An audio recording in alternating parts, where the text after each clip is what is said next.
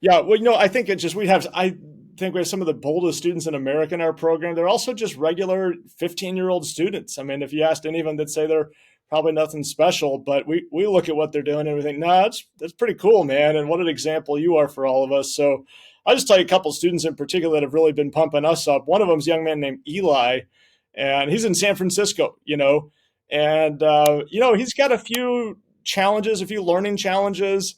Um, but he's just bold. He's bright. He got a huge heart for the Lord, and he's decided to lead outreach at his school. And man, he got called out of class several times last year, berated by the teachers, yelled at in the hallway, yelled at by the principal. And if you meet this guy, you'd want to just see he's just tender-hearted fellow.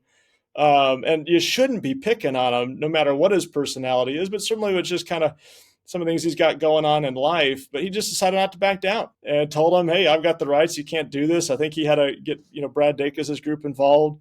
And man, they led an outreach week where they invited the whole school to come out and hear about Jesus. They invited the whole school to come out at lunchtime to meetings that they had. They saw hundreds of people come. Many of them give their lives to the Lord. And he's been sharing gospel personally. He came to one of our student training conferences this summer. And we had a little reconnect call after that. And he's like, man, it's been a good month since the conference. I led one of my friends to Jesus and he got saved, And so just students like Eli, they're standing up. They're not letting their teachers, push them over, even when it means getting yelled at.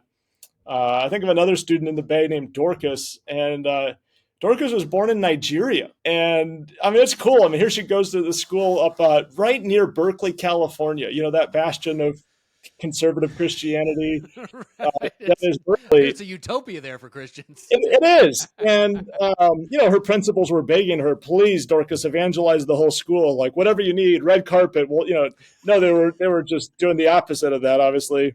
And principal kept giving her such a hard time. She finally decides to go talk to the superintendent. Well, the principal finds out about this, and he just tears her a new one. And she's in the principal's office just being torn apart, and she's got tears coming down her face. And she just finally looks at him and says, I don't know why you're doing this to me, why you're making it so difficult, but we are legally allowed to do this, and I'm not leaving till you say yes.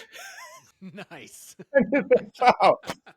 So what's the guy going to say to this? I mean, she's just not taking anything but yes for an answer. So finally they had to let her have her outreach event. And they had half the school show up. Nice. I mean, half the school showed up to hear about Jesus, led by a 15, 16-year-old girl. I mean, response like you wouldn't believe for the Lord. Braver than some adults that I hear about. You know what I mean? Like, we got kids with some real guts. I love to hear it. Now, go ahead. Well, and they're gracious too. I mean, we want students to convey the love of Christ even in those moments, but we also believe they can display the boldness of Christ and the courage of Christ and the not backing down of Christ in those moments too. And I think they're doing that.